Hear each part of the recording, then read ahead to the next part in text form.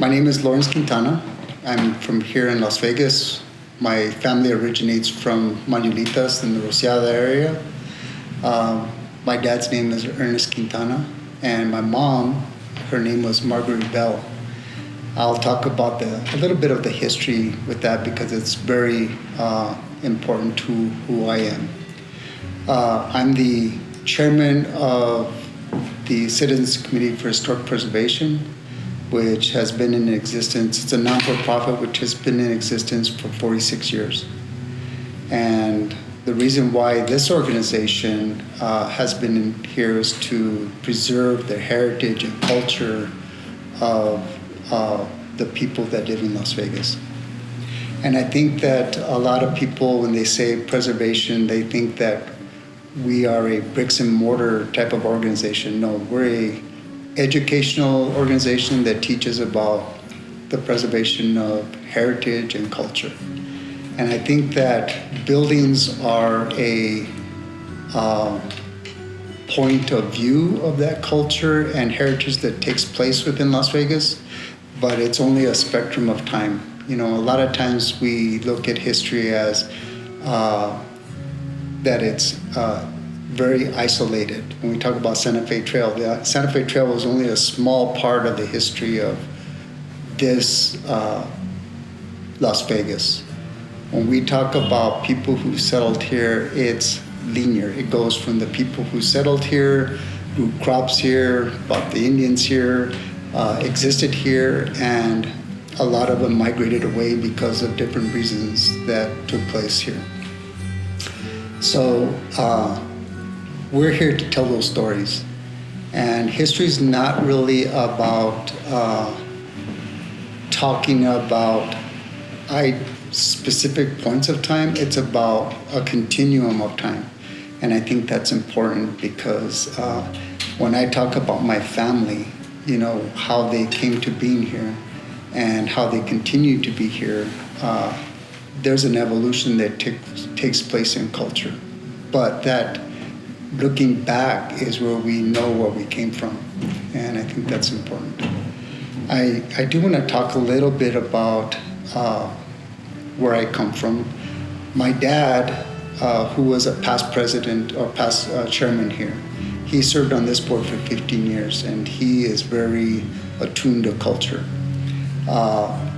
I, of course, graduated from Highlands University with a history degree, and that was my Bachelor of Arts in History.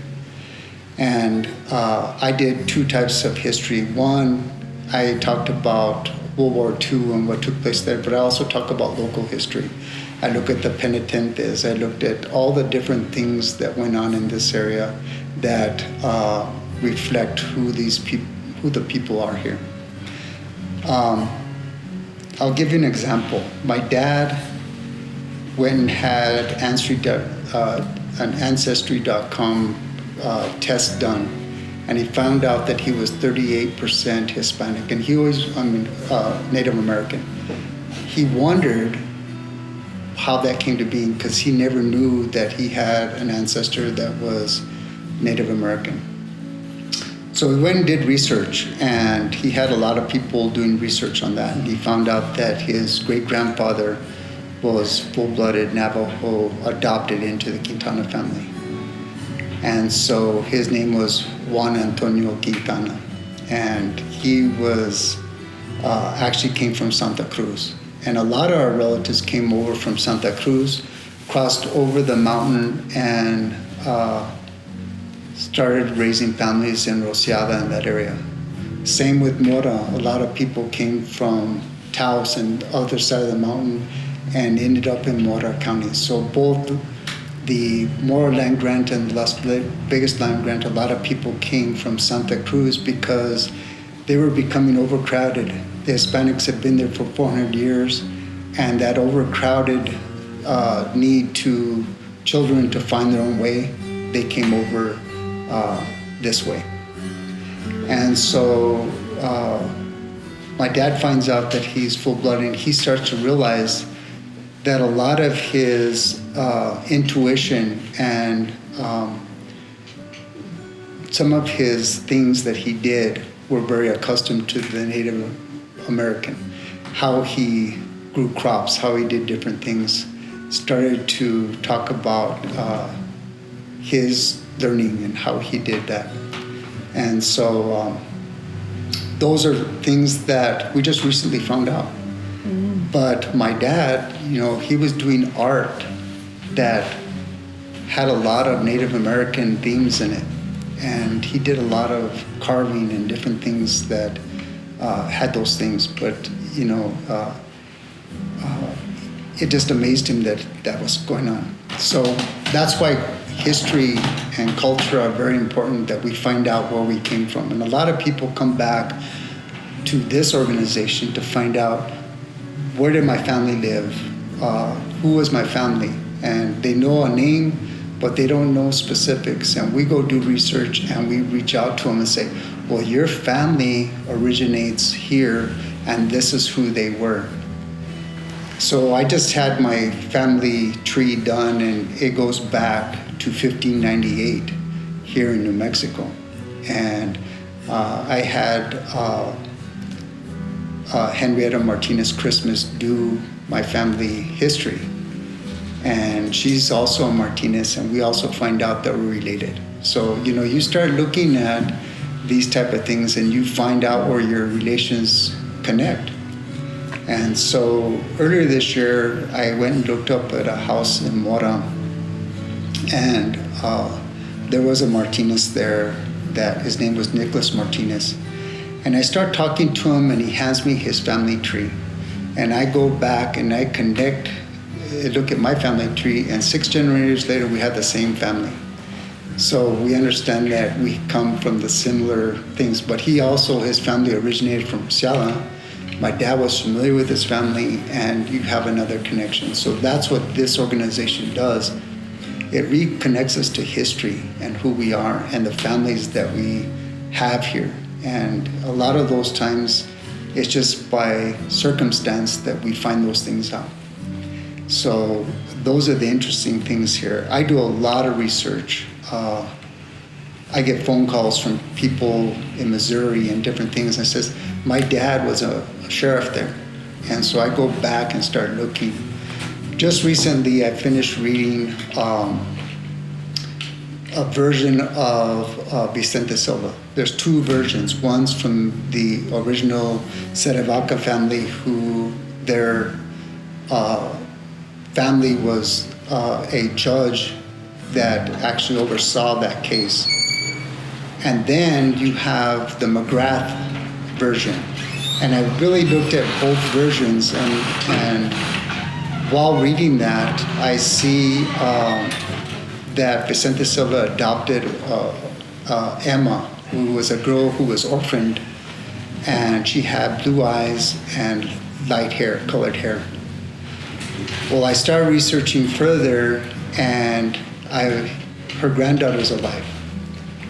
So Ramona Cedillo, but her maiden name was Rodriguez, is the granddaughter of Emma, who was adopted by Vicente Silva. So I actually went and got photos from her. She had photos of Emma, and she married a Victorio Rodriguez, and she shows me these pictures. Well, my best friend in high school is the great-grandson of Vicente Silva. So I start to find out all these stories, these connections, just by starting to read a book. And I think that that's the thing that you start to find out the true history. And the reason why, I was talking to, we were at a gathering, and I was talking to a guy, and he says, I'm reading the book Vicente Silva, and he says, oh, the Gorras Blancas. I says, no, they're not the same. Vicente Silva was a bandit, so to speak. He did some things. He had a bar here on the plaza. He had a house behind on Moreno Street. And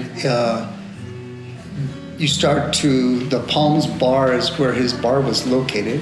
And then right behind it, a dance studio, that's where his house was. And you start learning about all the things that he did. And my dad tells me a story that connects some of the things that Vicente Silva did. My dad says, I want to tell you a story about a bull that your grandfather had. He would bring that bull in, tie him to a tree at night, and bring all the cows into the corral. And I said, why would you do that? And he says, well, the reason why, he'd bring the bull, he would feed it some dry corn that we had, and the bull loved that. And he'd bring the cows in because Vicente Silva would be out there looking for any stray cows and stuff. And if he took one of our cows, that would affect our ability to sell that cow or have food for the winter. So he said that's what my grandfather did, would bring all the cattle in at night because of that. Well, that tied to what Vicente Silva was doing all over that area, where he would go and shoot and butcher a steer or a cow. And guess what? That family was without that. And he says, you got to realize, we were growing our own crops. We had a pig in the cellar, and be wrapped in cheesecloth, and we would have that for the winter. We had 200 chickens. We would have our eggs. We would have all of our different things that we'd have. And so he was also telling me about my grandfather that, but we had to also we did a lot of bartering, but we also had to have money. So my grandfather would come and do railroad ties. And he would go up to Cañada de Caro. And I said, well, why way up there? He says, well, he was part of the Moro land grant, so being part of the Moro land grant, he could go up and cut those ties up there. And so he would go cut about 15 ties, load them on a wagon, and drive all the way into Las Vegas to the Gross Kelly and sell them to them. And I said, what would they sell them for? He says, about 75 cents a tie. So he said he would leave there, and that money meant that we could put screen on our screen doors. We could buy a window. We could do those other things with the cash that we got. But he said that was a venture of how much money they would do, and that would take several days to do the 15. And they also measured them, and they would reject one if it wasn't within the measurements. And he says, my dad always met the measurements, So he's telling me about my grandfather did to make that cash. So they went into a different system once they became Americans. Well, he tells me about his grandfather, Juan Antonio Quintana, who was his great-grandfather. And two of his sons were born in 1847 and 1848. And those were the first Americans in his family to be Americans, because once the proclamation was made in 1846 by Kearny, now they were American. And so he talks about them, they were no longer Mexican citizens, they were now American citizens. And guess what? It was a whole different way of living, because they had to go from a full barter. My grandfather grew everything that they needed. They were food wealthy, they had their own land, and they were able to do that. But the other thing that came with that, if they borrowed money, he said my grandfather borrowed about $150 to do something on the ranch, and he needed to borrow it from the bank. And the payment came due. It's either they pay it, they call it his mortgage, they either pay the $150 or they would lose their land. And so he said that some of his best cattle that he had were herded by the cattle, and they were sold to people in Watros. And so he lost some of his best cows to have were lost. But he paid his debt off. He says a few months later, one of his lead cows came into the yard, and it come all the way from Watros all the way back to the ranch. And he says there they were being able to re-raise their herd from a cow that came all the way back from Watros. But he tells the story how worried they were when they borrowed money. So they never borrowed. If they couldn't pay cash for it, they didn't buy it, because they didn't want to be having to be obligated to anyone. Yeah.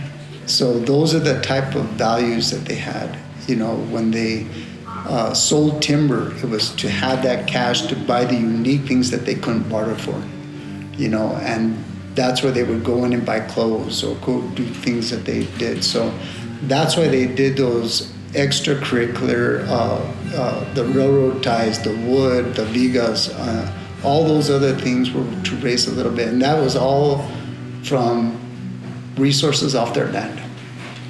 And so my grandfather was a dry farmer, but he also didn't have to deal with the weeds that we have. We have vineweed now